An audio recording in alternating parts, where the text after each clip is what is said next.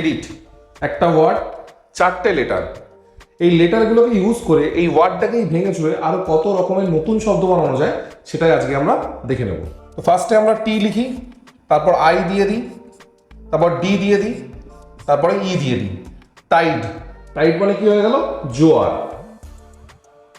ফার্স্টে আবার টি লিখি, আই দিয়ে দিই, ইটা এবার আগে দিয়ে দিই ডি এর, লাস্টে ডি দিয়ে দিই।